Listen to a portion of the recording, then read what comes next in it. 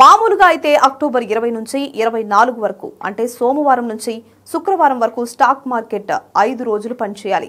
కానీ ఈ వారంలో 2 రోజులు సెలవులు వచ్చాయి కాబట్టి 3 రోజులు మాత్రమే వర్కింగ్ డేస్ అని చెప్పొచ్చు. ఈ సంవత్సరం దేశవ్యాప్తంగా దీపావళి పండుగను ఈ రోజే అంటే సోమవారమే జరుపుకుంటారు. కానీ దీపావళి లక్ష్మీ పూజ సందర్భంగా మంగళవారం, దీపావళి బలి ప్రతిపద నేపథ్యంలో బుధవారం ఇండియన్ స్టాక్ మార్కెట్ కి సెలవులు ప్రకటించారు.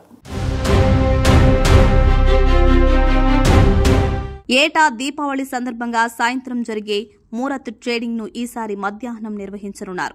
ఈ సంవత్సరం ఇది రేపు మంగళవారం మధ్యాహ్నం 1:45 నుంచి 2:45 వరకు గంట సేపు జరుగుతుంది. కనుక వారం వారీ డెరివేటివ్ కాంట్రాక్టుల గడువు ఈ రోజు సోమవారమే ముగుస్తుంది.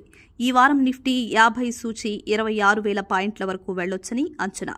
25,300 నుంచి 25,500 పాయింట్ల మధ్య సపోర్ట్ లభిస్తుంది. 25,800 నుంచి 26,000 పాయింట్ల మధ్య నిరోధం కనిపించొచ్చని భావిస్తున్నారు. విదేశీ పోర్ట్ఫోలియో ఇన్వెస్టర్లు ఈ నెలలో 6,480 కోట్ల పెట్టుబడులు పెట్టారు. మార్కెట్ పనితీరులో దిగ్గజ కంపెనీల ఫలితాలు కీలకంగా కానున్నాయి. బ్యాంక్, ఎఫ్ఎంసీజీ షేర్లకు పాజిటివ్ వాతావరణం ఉంది. యంత్ర పరికరాల షేర్లు తక్కువ శ్రేణిలో ఉండొచ్చు. ఈ వారం ట్రేడింగ్ తక్కువ రోజులు ఉండడం, ఈ రంగ కంపెనీలు ఫలితాలను వెల్లడించకపోవడం దీనికి కారణమని చెప్పొచ్చు.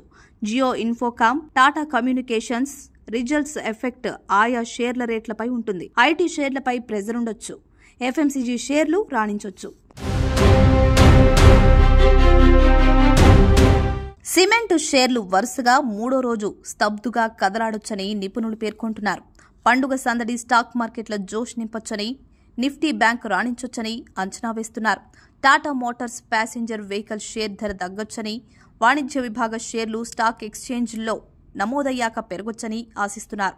ప్రస్తుత ఆర్థిక సంవత్సరం ద్వితీయార్థంలోనూ వృద్ధి డల్గా ఉండొచ్చు. నిఫ్టీ ఫార్మా ఇండెక్స్ లిమిటెడ్గానే చలిస్తుంది. డాక్టర్ రెడ్డి సంస్థ ఈ నెల 24న ఫలితాలను వెల్లడించనుంది. దేశీయ స్టాక్ మార్కెట్ విశ్లేషకులు బులిష్గానే ఉన్నారు.